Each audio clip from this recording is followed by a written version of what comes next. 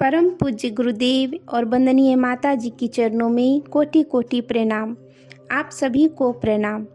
पिछले ऑडियो में हम सभी ने सुना स्त्रियों को गायत्री मंत्र का अधिकार है या नहीं, वेद का अधिकार है या नहीं। आइए आज हम सभी जानते हैं स्त्रियों द्वारा की गई माँ गायत्री की दिव्य साधना। प्राचीन काल में गार्गी, मैत्रेयी, मदालसा, देवयानी, अहिल्या, कुंती, सावित्री, सीता, पार्वती, अदिति, सत्यवती, सुकन्या, सैव्या आदि महासतियाँ वेदज्ञ और गायत्री उपासक रही हैं। उन्होंने गायत्री शक्ति की उपासना द्वारा अपनी आत्मा को समुद्र बनाया था और यौगिक सिद्धियाँ प्राप्त की थी। उन्होंने सधवा और गृहस्थ रहकर सावित्री की आराधना में सफलता प्राप्त की थी।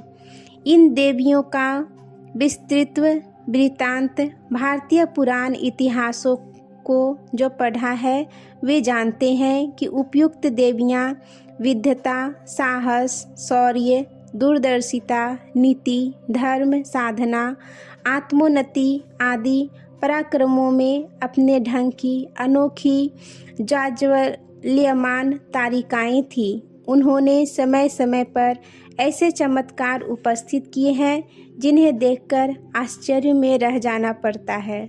जैसे प्राचीन काल में सावित्री ने 1 वर्ष तक गायत्री जप करके वह शक्ति प्राप्त की थी जिससे वह अपने मृत्य पति सत्यवान के प्राणों को यमराज से लौटा सकी।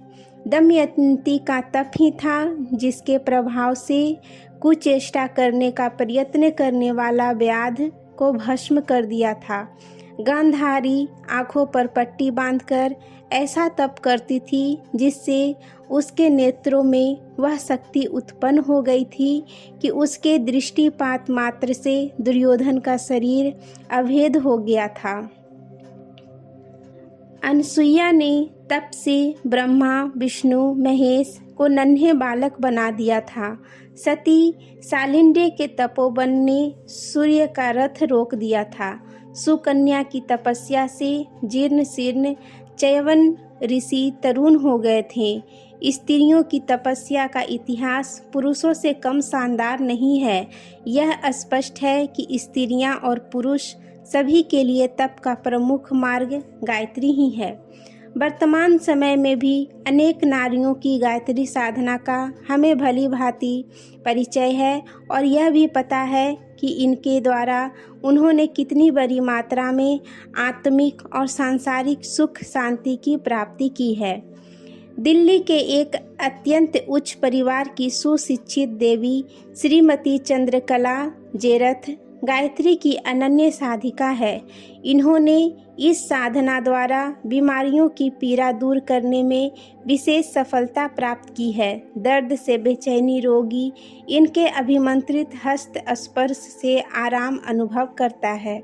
इन्हें गायत्री में इतनी तन्मयता है कि सोते हुए भी अपने आप होता रहता है, जब अपने आप होता रहता है।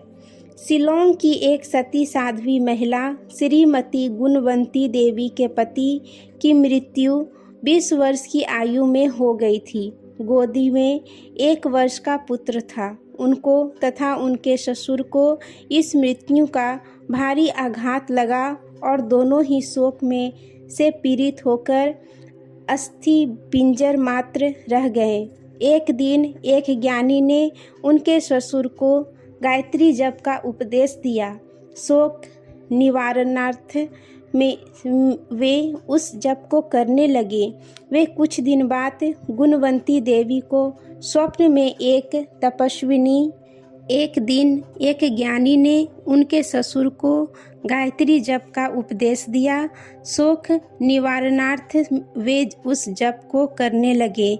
कुछ दिन बाद गुणवंती देवी को स्वप्न में एक तपस्विनी ने दर्शन दिए और कहा, किसी प्रकार की चिंता न करो, मैं तुम्हारी रक्षा करूंगी। मेरा नाम गायत्री है।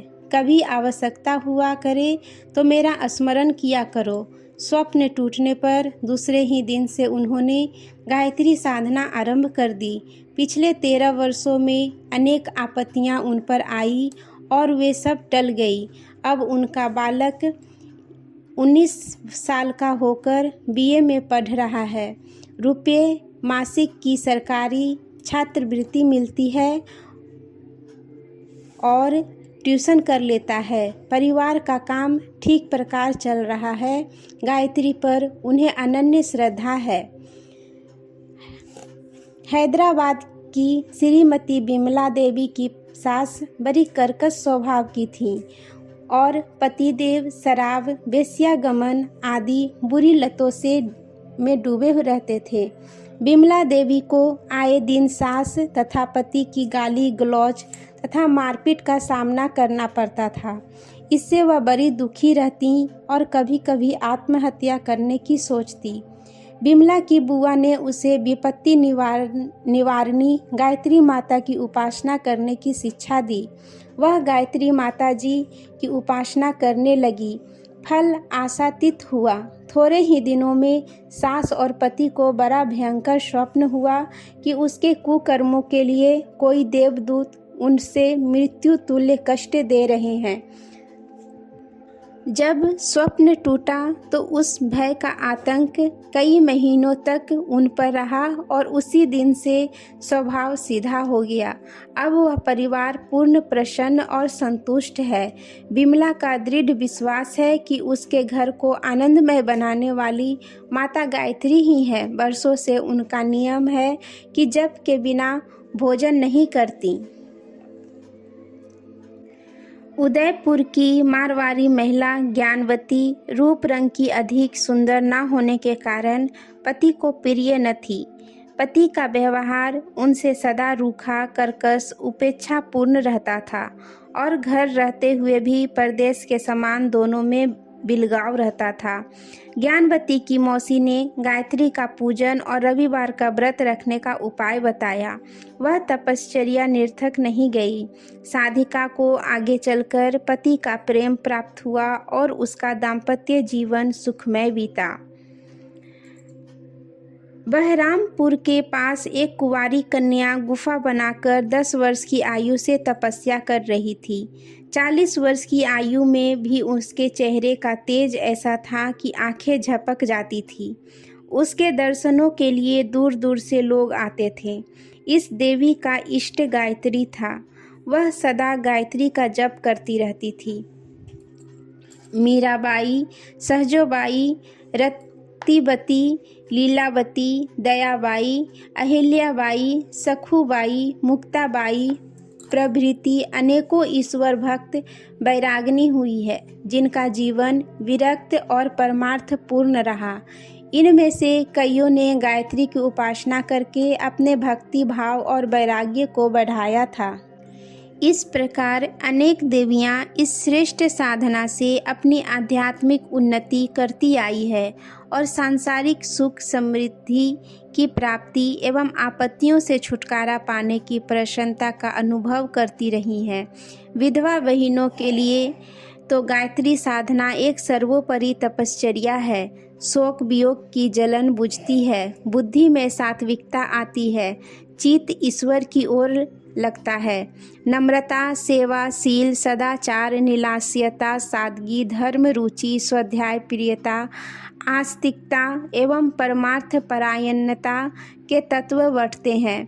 गायत्री साधना की तपश्चर्या का आश्रय लेकर अनेक ऐसी बाल विधवाओं ने अपना जीवन सती साध्वी जैसा बिताया है। ब्रह्मचर्य तो उनका जीवन सहचर बनकर रहता है। स्त्री और पुरुष, नर और नारी दोनों ही वर्ग वेद माता गायत्री के कन्या पुत्र हैं। दोनों ही आँखों के तारे हैं।